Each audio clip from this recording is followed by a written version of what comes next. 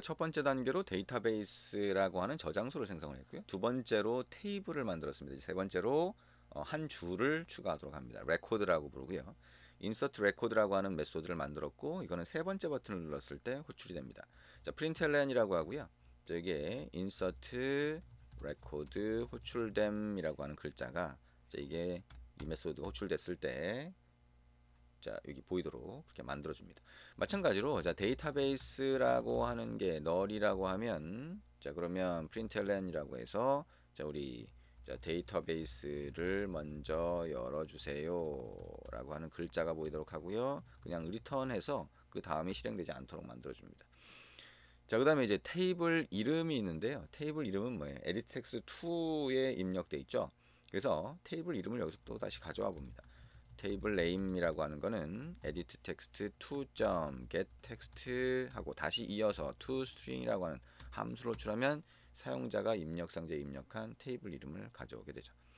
그래서 자, 테이블 네임이라고 하는 것도 마찬가지로 만약에 null이라고 하면 println이라고 해서 자, 테이블 이름을 입력하세요 라고 해줄 수가 있습니다. 자, 리턴 이렇게 할 수가 있고요. 자, 그 다음에 이제 마지막으로 SQL문을 또 만드는데요. 자, 레코드 입력을 위해서는 SQL문을 만드는데 insert라고 하는 SQL문을 사용합니다. insert into라고 하고요. 자, 그 다음에 테이블 이름을 넣어줍니다. 자, 그러면 테이블 name이라고 하는 거를 플러스 기호로 붙여주는 거죠. 자, 그 다음에 이 테이블 안에 어떤 칼럼에다 넣을 건지를 지정해 줍니다. 칼럼 이름만 넣어주면 되고요. 자, name과 age와 mobile이라고 하는 칼럼 우리가 create 테이블에서 만들어 줬었는데요. 여기다 넣겠다. 자, 그 다음에 values라고 하고요. 다시 소괄호를 한 다음에 소괄호 안에다가 값을 넣어줍니다. 자, 글자 같은 경우에는 작은 따옴표를 붙이고요. 이름을 넣어주죠. John이라고 하는 이름. 두 번째, 나이는 20. 그 다음에 자, 전화번호. 자, 여러분이 사용하고 있는 전화번호를 이렇게 넣을 수가 있겠죠. 자, 이렇게 하면 자, 세 개의 칼럼으로 해서 이렇게 들어가게 되고요. println이라고 하고요. 자, 레코드 추가함 이렇게 되겠죠. 근데 버튼을 누를 때마다 이제 같은 값이 추가되긴 하지만 자, 이런 형태로 해서 자, 세 번째 버튼 눌렀을 때 동작하도록 만들어 줄 수가 있습니다.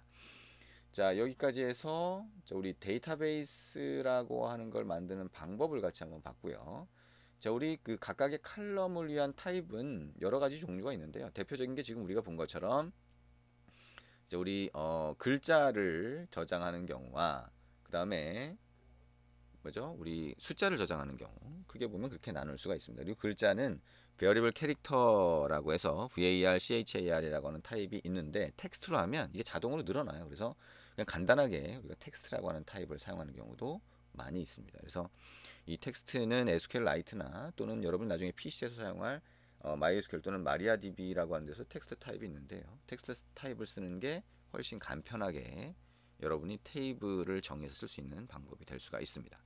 자, 에뮬레이터를 실행을 하고요. 그 다음에 앱을 실행해서 자, 데이터베이스라고 하는 게 생성이 되는지 한번 확인을 해보도록 합니다. 자, 앱을 실행을 했고요. 자, 앱을 실행을 하면 화면에 보이겠죠? 화면에 세 줄이 보일 거고요. 그 아래는 이제 스크롤 뷰 안에 들어간 로그를 출력할 수 있는 글자가 보이게 될 겁니다. 자, 그러면 이제 첫 번째 버튼 먼저 눌러보면 되겠죠. 자, 앱이 아직 제대로 실행이 안 됐나 보네요. 자, 다시 한번 실행을 해보겠습니다. 자, 에뮬레이터 쪽으로 실행을 해보고요. 자, 앱이 지금 실행이 됐고요. 자, 여기에 데이터베이스 이름 먼저 넣어보도록 하겠습니다. 이제 입력 상자에다가 이름을 한번 입력해 보면 되는데요. 자, 우리 버튼에다가 이 테이블 만들기 글자를 안 넣었네요. 자, 요거는 다시 수정을 추가를 해봐야 되겠습니다. 일단 테스트 먼저 해보죠. 자, 그러면 여기다가 데이터베이스 뭘로 할까요?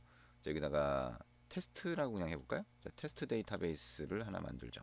그 다음에 두 번째 입력 상자에다가는 자, 커스터머라고 한번 해볼게요. 자, 커스터머라고 하는 이름의 테이블을 만들겠다라고 하는 의미가 될 거고요. 자, 이렇게 입력을 한 다음에 먼저 데이터베이스 만들기 버튼 눌러봅니다.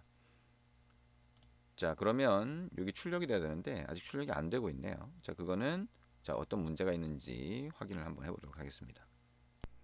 자, 그러면 우리가 화면을 한번 가볼게요. 화면을 한번 가보니까 아까 우리가 레코드 추가라고 하는 걸 할 때 여기 보니까 리니어 레이아웃의 하이트 값이 매치 페런트네요. 자, 그러니까 이제 아래쪽에 스크롤뷰가 갑자기 안 보이는 상황이 됐죠. 자, 그러면 우리 이쪽에 온 김에 자, 화면도 다 조정을 해보겠습니다. 입력 상자에 입력돼 있던 글자는 없애고요. 그 다음에 두 번째 버튼으로 가서 자, 이거는 자, 테이블 만들기라고 하는 글자가 보이도록 하고요. 자, 여기에 스크롤 뷰 안에 들어가 있는 텍스트 뷰에도 글자가 아직 남아 있었죠. 자, 텍스트 뷰라고 하는 거.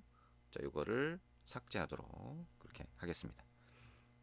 자, 그러면 이제 앱을 다시 실행을 해 보도록 할게요. 다시 실행을 해서 자, 다시 확인을 해 보도록 하겠습니다. 자, 여기다가 테스트라고 하는 이름 입력하고요. 데이터베이스 저장소의 이름이 되겠죠. 그 다음에 커스터머라고 해서 테이블 이름 입력해 보도록 하겠습니다. 자, 첫 번째 버튼 눌러보죠. 자, 그럼 이렇게 데이터베이스 소출됨, 그 다음에 생성됨 테스트라고 나오죠. 그 다음에 테이블 만들기라고 하면 자, 커스터머라고 하는 테이블이 생성됐다고 나오고요. 레코드 추가 누르면 자, 레코드 추가됐다라고 나오게 됩니다.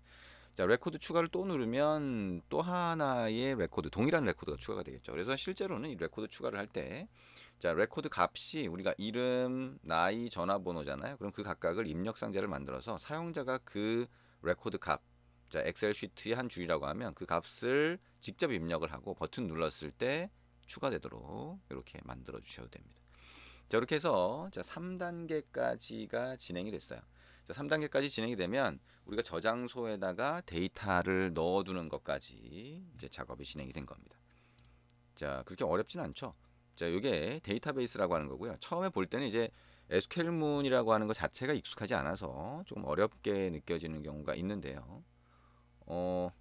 자, 그거는 점차 사용을 하다 보면 좀 더 익숙해질 겁니다. 그리고 대표적인 SQL문만 알면 된다라고 했죠. 근데 우리가 이 레코드 추가하면 로그만 출력되게 되어 있고요. 그 다음에 우리 SQL문 실행이 안 됐죠. 자, 실행이 안 됐으니까 자, 이거는 레코드 추가함 위쪽에다가 자, 데이터베이스 점 exec SQL 요 코드 하나 더 추가되는 게 필요하겠네요. 그리고 우리 위에서 했던 것처럼 try catch라고 하는 거 감싸주는 것도 필요하면 이렇게 추가를 해주시는 게 좋을 것 같습니다. 자, 이렇게 해서 하면 실제로 이제 레코드가 추가가 되겠죠. 아까 우리 했을 때는 레코드가 추가가 안 됐을 상황이네요. 그죠? 그럼 다시 실행해서 자, 실제로 내부에다가 레코드가 추가되도록 한 번 더 자, 테스트를 진행해 보도록 할게요. 자, 테스트 그 다음에 커스터머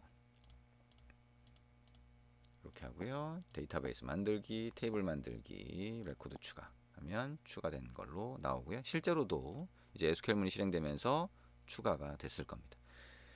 자, 이렇게 해서 실제 레코드가 추가됐는지 안 됐는지를 확인하고 싶다라고 했을 때는 우리가 이제 그 다음 단락에서 이제 요 추가한 데이터를 조회하는 네 번째 단계로 넘어갑니다. 우리가 select라고 하는 SQL문을 사용하게 되면 데이터를 조회할 수 있거든요. 그래서 데이터를 조회하게 되는데 이 데이터를 우리가 select문을 이용해서 여러분이 앱을 직접 구성해야 조회할 수 있는 건 아니에요. 우리가 보통은 이제 데이터베이스 같은 경우에는 UI로 구성된 관리 도구들이 대부분 있거든요. 그래서 SQLite 같은 경우에도 그런 관리 도구가 있어요. 그래서 자, 웹페이지를 열어보면 그 관리 도구에 대해서 자, 확인할 수가 있습니다. 자, 관리 도구에 뭐 여러 가지가 있는데 대표적인 것 중에 하나가 SQLite 데이터베이스 요 접근할 수 있는 SQLite 브라우저라고 하는 게 있는데요. SQLite browser.org 사이트 한번 가볼게요. 그러면 여기 자, 이런 형태의 툴이 있다는 거예요. 그래서 자, 다운로드 버튼 한번 눌러보죠. 자, 그러면 자, 윈도우즈용으로 이렇게 있네요. 그럼 스탠다드 인스톨러 64비트 대부분 이제 여러분이 64비트 PC 또는 노트북을 사용하고 있으니까요. 자, 클릭을 하면 다운로드가 될 겁니다. 그러면 이거를 먼저 설치를 해보시면 되겠네요. 클릭하면 아주 쉽게 이제 설치가 진행이 됩니다. 자, 이렇게 보이네요.